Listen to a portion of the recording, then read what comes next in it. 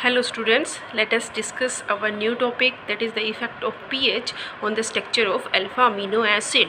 In this topic we are going to discuss that what is the effect of pH of the medium on the structure of alpha amino acid. As we have already discussed that the alpha amino acids are existing in the form of dipolar ion or the Zwitter ion. This form, the alpha amino acid will exist in this form. It contains two groups. This is the carboxylate ion group and the ammonium group. This carboxylate ion group will act as weak base and this group will act as weak acid. Now if some acid, a strong acid is added to the solution of alpha amino acid, suppose आपके पास alpha amino acid का solution है और आप उसमें कोई strong acid डाल देते हो और ये हमें पता है कि एसिड्स की जो पीएच है वो बहुत लो होती है. मींस अगर हम पीएच सॉल्यूशन की क्या रखें, बहुत ही लो रखें, means medium is acidic. In that case this suppose some stronger acid is added, so in the presence of this stronger acid the weak acid will not work. ये group यहाँ पे weakly acidic काम करेगा. तो जब stronger acid present है तो weekly acidic group काम नहीं करेगा. ग्रुप कौन सा काम करेगा? The basic group will act. This is the weakly basic group. This will act in the presence of acidic group.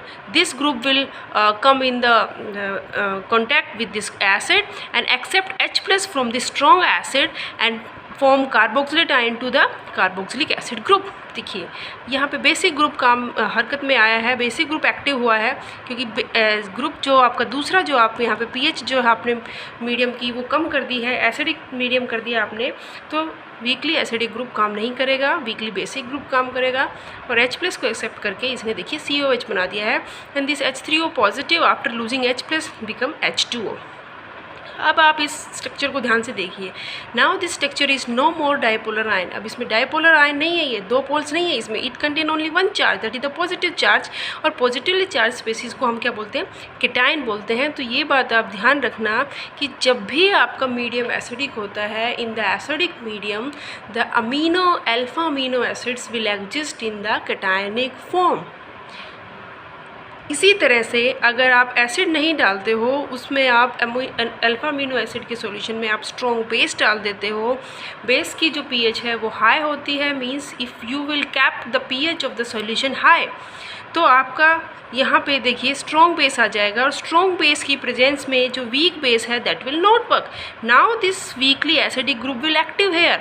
अब ये वीकली एसिडिक ग्रुप एक्टिव रहेगा क्योंकि बेस की प्रेजेंस में स्ट्रॉन्ग बेस है, तो वीकली बेस उसमें काम नहीं करेगा. तो अब यही वाला ग्रुप जो है acidic group, this will be active and this acidic group on losing H plus two this strong base gives you this is NH2 because after losing H plus from the NH3 positive it will become NH2 and this OH negative after accepting H plus from this weakly acidic group gives you water, H2O. अब now look at this species. Now this species is again containing the single charge and the charge is negatively charged species is this, and we know that negatively charged species are termed as anions. So we can conclude that when the pH of the medium is high, or you can say that in the basic medium the alpha amino acids will exist in the form of anionic form. तो ये हमें थोड़ा सा ध्यान रखना पड़ेगा कि acidic medium means pH लो, उस केस में अल्फा अमीनो एसिड केटाइनिक फॉर्म में एग्जिस्ट करेंगे. Basic medium means pH high, उस केस में alpha amino acid anionic form में एग्जिस्ट करेंगे. और अगर इन दोनों एक्सट्रीम पीएच की बीच की पीएच है, ना ही तो बहुत ज़्यादा एसिडिक और ना ही बहुत ज़्यादा बेसिक, मीन्स ना ही बहुत ज़्यादा लो पीएच और ना ही बहुत ज़्यादा high pH, in the intermediate pH the alpha amino acid will exist in the form of dipolar ion और it will remain in the equilibrium with these two ionic form, cationic and anionic form. देखिए यहाँ पे ये हमने form रखी हुई है cationic form. देखिए cationic form is in equilibrium with this dipolar ion. Again this dipolar ion is in equilibrium with the anionic form. जब आपका मीडियम एसिडिक है, एसिडिक मीडियम में आपकी cationic form will be predominate and in the basic medium anionic form will be predominate. तो definitely this equilibrium will exist between the cationic form, anionic form and the dipolar species of the alpha amino acid. तो इस topic से हमें ये ध्यान में रखने की ज़रूरत है कि पीएच का इफेक्ट क्या पड़ेगा अल्फा अमीनो एसिड पे. जो डायपोलर आयन स्पीसीज है वो डायपोलर आयन नहीं रहेगी अगर आपने मीडियम बहुत ज़्यादा एसिडिक कर दिया. तो मीडियम एसिडिक कर दिया तो वो कैटायनिक फॉर्म में एग्जिस्ट करेगी और मीडियम अगर आपने बेसिक कर दिया है, मीन्स आपने pH बहुत ज़्यादा बढ़ा दी है, तो वो एनायनिक फॉर्म में एग्जिस्ट करने लग जाएगा। And there is an equilibrium, जैसे ही इक्विलिब्रियम डिस्टर्ब होगा ली-चटले प्रिंसिपल के अकॉर्डिंग जिसकी भी कंसंट्रेशन कम होगी इक्विलिब्रियम उधर ही शिफ्ट होने लग जाएगा। तो this is the effect of pH on the structure of alpha amino acid.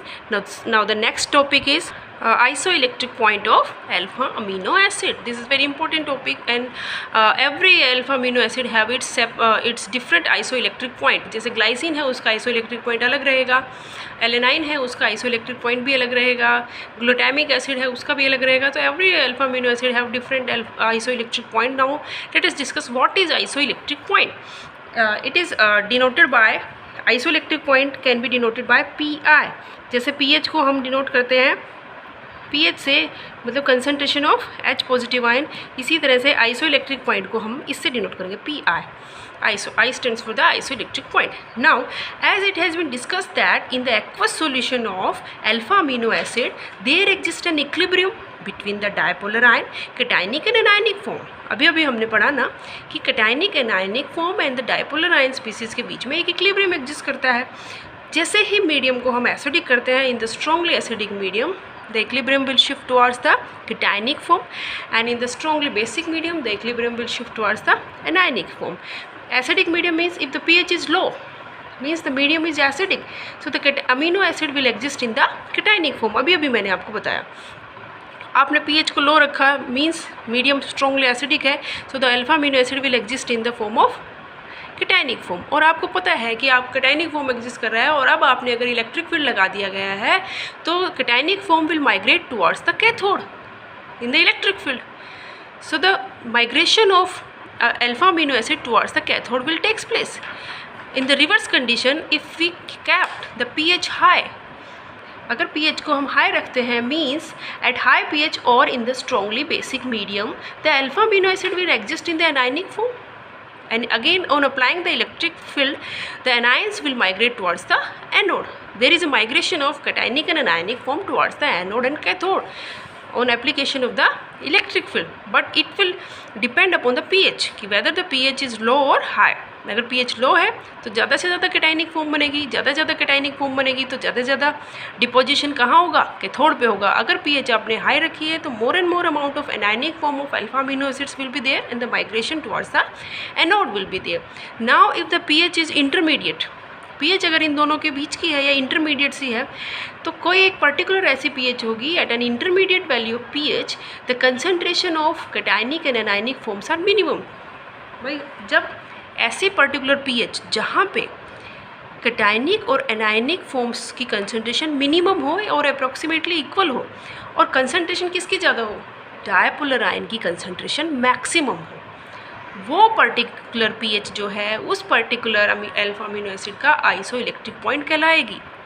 Means isoelectric point is nothing but it is the pH of the medium. कौन से pH रहेगी वो 5 pH 5 पे होता है या 4 पे होता है या 3 पे होता है या 6 पे होता है या 7 पे होता है, हर अल्फा अमीनो एसिड के लिए अलग अलग होता है। सपोज किसी पर्टिकुलर अल्फा अमीनो एसिड के लिए eight pH 6 the concentration of cationic and anionic forms are minimum and equal and the concentration of dipolar ion is maximum, then that particular 6 pH is termed as isoelectric point of that particular alpha amino acid. तो अब आप देखिए अगर उस particular pH पे cationic और anionic form minimum है, concentration minimum है तो definitely migration towards the cathode और एनोड भी क्या रहेगा, मिनिमम होगा। नो नेट माइग्रेशन, और वैसे भी कंसंट्रेशन बराबर है तो no net migration of alpha amino acid in the electric field. तो इस पर्टिकुलर pH पे माइग्रेशन जो है कैटायनिक और एनायनिक फॉर्म का वो इलेक्ट्रिक फील्ड में नहीं होगा, and this specific pH is termed as isoelectric point of that particular alpha amino acid. Suppose the pH isoelectric point of glycine is 6. Glycine जो हमारा सबसे बेसिक अल्फा अमीनो एसिड है उसका अगर उसका होता ही है आइसोइलेक्ट्रिक पॉइंट 6 होता है, ठीक है, और pH आपने रखी है 3 सपोज मीडियम की, उसका आइसोइलेक्ट्रिक पॉइंट 6 है। मीन्स जैसे ही pH 6 पे आएगी तो ग्लाइसिन जो है वो ना ही तो उसका माइग्रेशन एनोड की तरफ होगा ना ही कैथोड की तरफ होगा अगर हम इलेक्ट्रिक फील्ड अप्लाई करते हैं। तो देखिए उसका आइसोइलेक्ट्रिक पॉइंट सपोज 6 है और हमने पीएच जो है मीडियम की वो क्या रखी है 3 रखी है, लो पीएच रखी है, मीन्स मीडियम कैसा रखा है एसिडिक है, क्योंकि उसकी तो ग्लाइसिन की तो 6 है एज़ कम्पेयर टू द 6 जो पीएच हमने रखी है वो क्या मीडियम कैसा हो गया है स्ट्रॉन्गली एसिडिक हो गया है। तो नाउ एट दिस पीएच जो कि आपकी 3 पीएच आपने जो रखी है उस पीएच पे glycine will exist in the cationic form. और अगर पीएच आपने 9 रखती है तो 6 के कंपैरिजन में 9 जो पीएच है वो हाई है, means the medium is basic, so the glycine will exist in the anionic form at that particular pH. और जैसे ही पीएच आप 6 करोगे तो ये क्योंकि इसका आइसोइलेक्ट्रिक पॉइंट है तो इस पर्टिकुलर पीएच पे आइसोइलेक्ट्रिक पॉइंट और पीएच अगर बराबर हो गई है, मीडियम की पीएच और isoelectric point of the alpha amino acid अगर बराबर हो जाता है, उस केस में there is no net migration of cationic and anionic forms towards the cathode and anode. Why? Because at this particular pH the concentration of cationic and anionic form become equal and minimum, whereas the concentration of dipolar ion become maximum. So this is the isoelectric point and it is denoted by Pi. तो ये थोड़ा important topic है. I hope you will understand. Thank you.